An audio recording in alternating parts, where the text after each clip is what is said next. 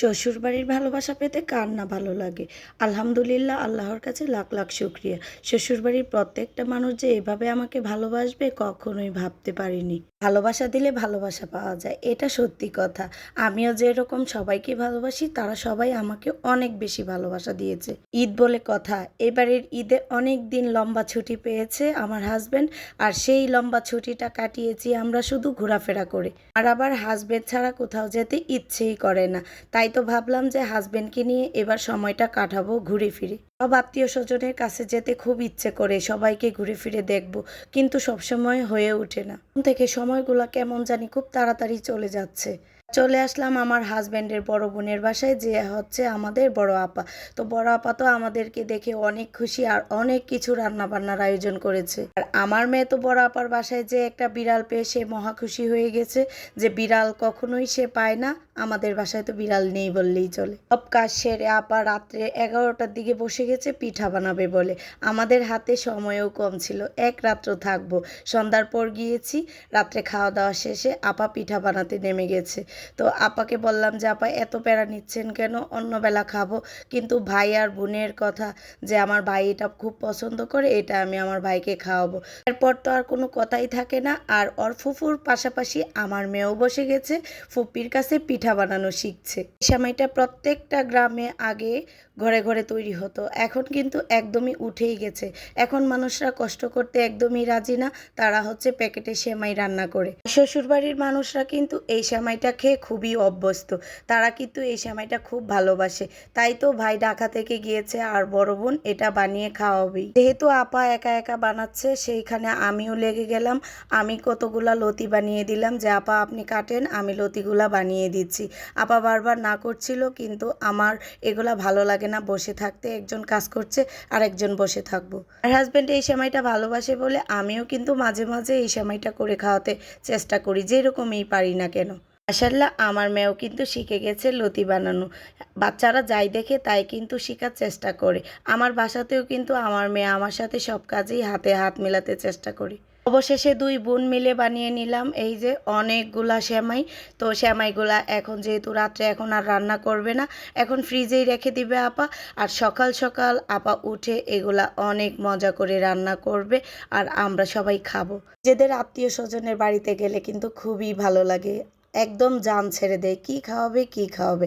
এই তো সকাল হয়ে গেছে, সকালে আপা উঠে চালের রুটি বানিয়েছে, সেমাই রান্না করেছে, আরও কত কি। আপা দুলাভাইয়ের ভালোবাসা দেখে আমরা আসলেই মুগ্ধ, অনেক ভালো লেগেছে আপাদের বাড়ি। দুলাভাই কিন্তু অনেক মিশুক একটা মানুষ। শ্বশুরবাড়ির ভালোবাসা কিন্তু টাকা দিয়ে কেনা যায় না, অনেক টাকা পয়সা অনেকের থাকে, কিন্তু শ্বশুরবাড়ির ভালোবাসাটা তেমন পায় না।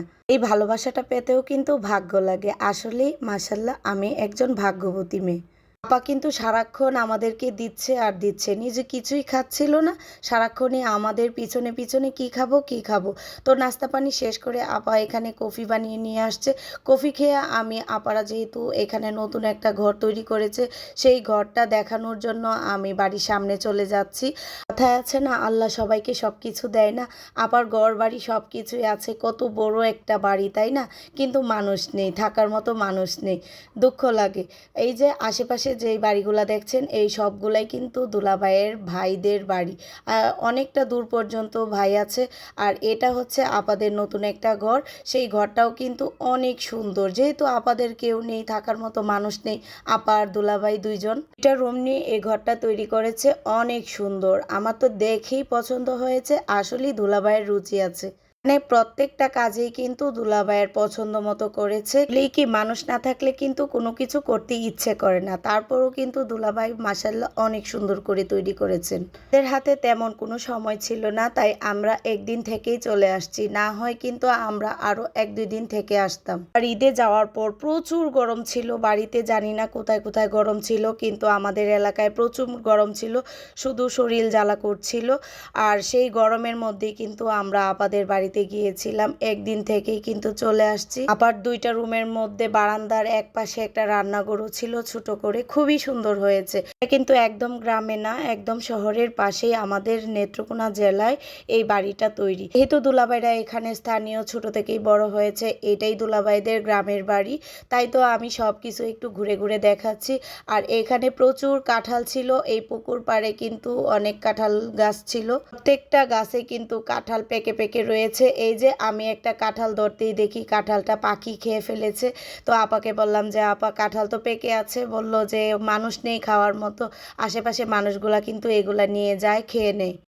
শুধু কাঁঠালই না, পুকুর পাড়ের চতুর্দিকেই কিন্তু অনেক ধরনের ফল গাছ আছে, সেই ফল গাছে কিন্তু অনেক ধরনের ফল হয়। খেজুর গাছও আছে যেখানে খেজুর হয়। আসলেই কি সবাই কিন্তু এগুলা নিজেদের মতোই করে নিয়ে যায়, তারা খেয়ে হালাল করে, নষ্ট করতে দেয় না আপা, সবাইকেই বেটে দিয়ে দেয়। মেয়ার আমার হাজব্যান্ড দুইজনেই কিন্তু কাঁঠাল অনেক পছন্দ করি। আপা আর দুলাভাই দুইজনেই কিন্তু জানেন যে আমরা কাঁঠাল খেতে খুব ভালোবাসি, তাই তো গাছে উঠে গেছেন দুলাভাই এই গরমের ভিতর। আর আপা কিন্তু এই গরমের ভিতর কাঁঠালগুলা নিয়ে দৌড়ে দৌড়ে রোদ্রে দিচ্ছে। কতটা ভালোবাসে মানুষগুলা আমাদেরকে, বুঝতেই পারছেন। এই গাছের কাঁঠালগুলা কিন্তু অনেক বড় বড়, কাঁঠালগুলা দেখতে বোঝা যাচ্ছে যে ছোট, আসলে বাস্তবে অনেক লম্বা লম্বা।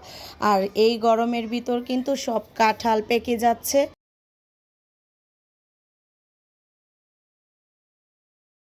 গাছে উঠেই দেখে যে কাঁঠালগুলা পেকে আছে, তো দুলাভাইয়ের পক্ষে সম্ভবই হচ্ছিল না একা একা কাঁঠালগুলা পাড়া। আর হাজবেন্ডও চলে আসছে হাতে হাত মিলাতে, যেহেতু পাকা কাঁঠাল একা একা পারতেই পারবে না, সেও একটু হেল্প করছে। আর আমার বাচ্চারা তো এখানে অনেক মজা পাচ্ছিল কাঁঠাল পাড়া দেখে। শুধু একটা গাছ না, প্রত্যেকটা গাছ থেকেই কিন্তু কাঁঠাল পেড়ে দিয়েছে দুলাভাই বস্তা ভরে। আর আমরা যেহেতু চলে আসব, তাই তো দুলাভাই তাড়াহুড়া করে বস্তার ভিতরে যতগুলা কাঁঠাল এঁটেছে ততগুলাই দিয়েছে। তো আমাদের রিক্সাও অবশেষে চলে আসছে। এবারে ছুটিটা কিন্তু সিজনটা খুবই ভালো ছিল, আম কাঁঠাল পেয়েছি বাড়িতে যেয়ে, না হলে কিন্তু আম কাঁঠাল একদমই শেষ হয়ে যায় বাড়িতে যেতে যেতে, তাই তো অনেক ভালো লেগেছে। আমার শ্বশুরবাড়ির মানুষগুলা সবাই জানে যে আমি কাঁঠাল খুব পছন্দ করি, সেহেতু সবাই আমাকে কাঁঠাল দেওয়ার জন্য খুবই চেষ্টা করে। আমরা এখন চলে যাচ্ছি, আর আপা কিন্তু আমাদেরকে ঈদে সালামি দিতে একদমই ভুলেনি। আমাদের ছেলে মেয়ে আমাকে সবাইকেই কিন্তু আপা সালামি দিয়ে দিচ্ছে, এই জিনিসটা কিন্তু পেতে অনেক ভালো লাগে। এইবার ঈদে কিন্তু আমি অনেক সালামি পেয়েছি। আজকের ভিডিওটা আমার এই পর্যন্ত, সবাই ভালো থাকবেন, সুস্থ থাকবেন, আল্লাহ হাফেজ, আসসালামু আলাইকুম।